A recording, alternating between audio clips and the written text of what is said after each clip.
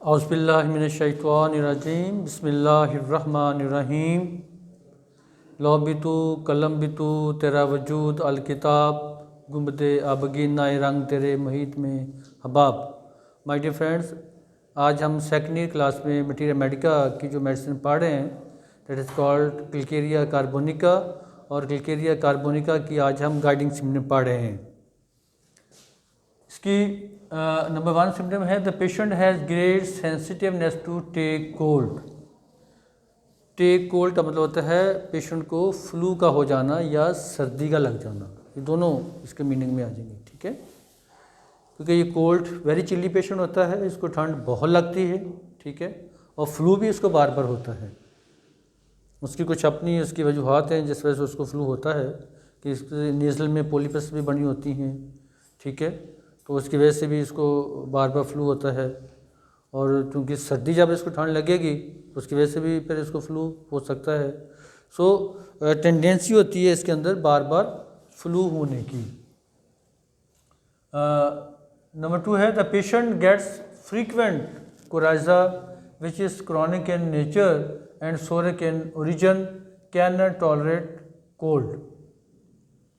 Patient को बार बार coryza का मतलब होता है आपकी नाक की म्यूकस मेम्ब्रेन्स का कि इन्फेक्शन होना, मसलन फ्लू का होना, ठीक है, बार बार इसको कोराइजा होता है, बार बार पेशेंट को फ्लू होता है, ज़ुकाम होता है पेशेंट को बार बार, और ये क्रॉनिक है, ठीक है, ये क्रॉनिक है, इसका ओरिजिन बहुत क्रॉनिक है, अक्सर रहता है ये फ्लू, इसको आए दिन फ्लू इसको रहता है। क्योंकि एक तो इसको ये सेंसिटिव टू कोल्ड होता है, ठंड लग गई इसको उसकी वजह से भी, और सर्दी को तो ये वैसे भी टॉलरेट नहीं करता, बड़ा मुश्किल होता है इसके लिए। सर्दियों में सोना टिपिकली इसके लिए बड़ा मुश्किल होता है, पाँव इसके गर्म नहीं होते, टांगे और पाँव कोल्ड रहती हैं, बड़ी मुश्किल से उनको गर्म करना पड़ता है। नंबर 3 है dispose to grow fat, corpulent and unwieldily. इसके अंदर मोटापे का बड़ा रुझान होता है, टिपिकली यंग एज में, टीन एज के जो लोग होते हैं उनके अंदर मोटापे का बड़ा रुझान होता है, और मोटापा इसका बड़ा टिपिकल होता है। कॉर्पुलेंट का मतलब होता है कि फैट मोटा है, ठीक है, और अनवाइडली का मतलब होता है कि ऐसा मोटा जिसमें सिमेट्री ना पाई जाए। अब जिस चीज़ में सिमेट्री नहीं पाई जाती, तवाज़ुन नहीं पाया जाता, तो हमें अजीब सा लगता है, बुरा सा लगता है। पेशेंट चलते हुए अजीब ही बड़ा भद्दा सा लगता है, ख़वातीन ख़ासकर उनमें अगर ऐसा इस तरह का अनवाइडली कॉर्पुलेंट हैं वो, तो अजीब सी उनकी वो स्ट्रक्चर लगेगी कि वो को पेट उधर का निकला हुआ है, कोई बटेक्स उधर से निकली हुई हैं, सारा अजीब सा वो मोटापा लगता है। बच्चा भी ऐसा होगा तो ऐसे बच्चा उठाना मुश्किल होगा, आपको स्लिप हो जाता है हाथों में से, जिसमें सिमेट्री नहीं होती, जिस बच्चे में ऐसे फूला हुआ सारा ये सिस्टम होता है। तो ये बड़ी बड़ी निशानी है, बड़ा साइन है क्लिकेरिया का, आपकी ओबेसिटी का, कि इसकी जो ओबेसिटी होती है उसके अंदर सिमेट्री नहीं होती। हालांकि ओबीस पल्सटीला भी होती है खातून, ग्रेफाइट्स की खातून भी ओबीस होती है, मोटी तज़ होती है, लेकिन वो अच्छी लगती हैं, उनकी अंदर सिमेट्री होती है मोटापे के, इसके अंदर कोई सिमेट्री नहीं होती, ठीक है ना। ऐसे जिदों को जी चाह मोटापा बढ़ा हुआ है। सो नेक्स्ट सिम्टम है coldness in general and in single part head, stomach and abdomen. आमतौर पर तो पेशेंट को ठंड लगती है, लेकिन वो सिंगल पार्ट्स में बाज़ का सपोज सिर्फ किसी के हाथ ही ठंडे, किसी का सारी ठंडा है, ठीक है, या किसी का सिर्फ मैदे में ठंड लग रही है, किसी को पेट में ठंड लग रही है, इस तरह की कंडीशन क्लिकेरिया में भी आपको मिलेंगी। ओवरऑल तो ठंड लग रही है, पूरे जिस्म में लगनी चाहिए ना, लेकिन इसमें सिंगल पार्ट्स पे भी ठंड लगेगी। जैसे हम आगे आएगा कि इसके पाँव बहुत ठंडे रहते हैं क्लिकेरिया आपके।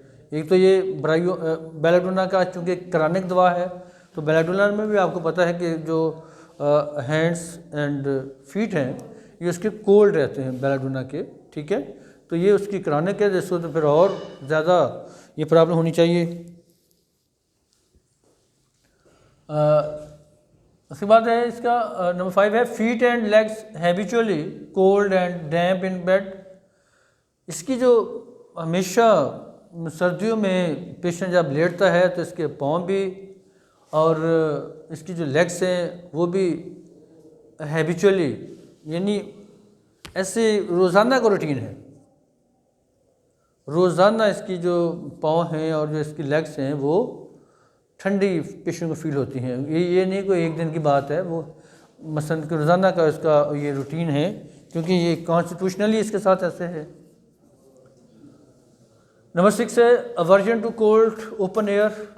कोल्ड ओपन एयर से इसको नफरत भी है, क्यों नफरत इसलिए कि ये बर्दाश्त नहीं कर पाता उसको, ठीक है। Cold air goes right through her sensitive to cold damp air.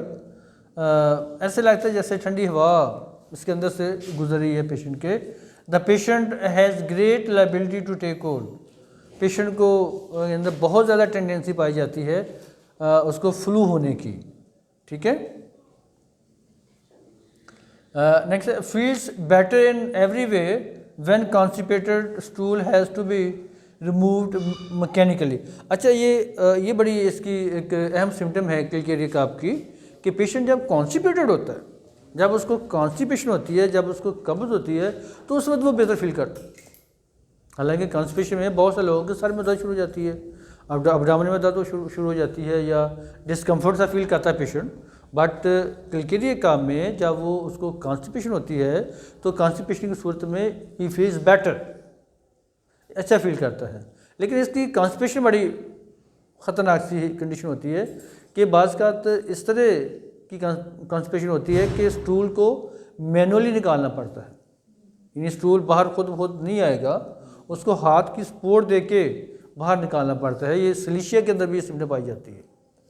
तो ऐसे केस होते हैं, आप नाक न चढ़ाएँ, जब आपके पेशेंट आते हैं ना, उम्र के साथ साथ सारी बातों का पता चल जाता है बंदे को, फिर पेशेंट को देख के अभी पता चल जाता है। सो नेक्स्ट सिम्टम है क्लिकेरिया काफ is an excellent remedy for polypi and exostosis.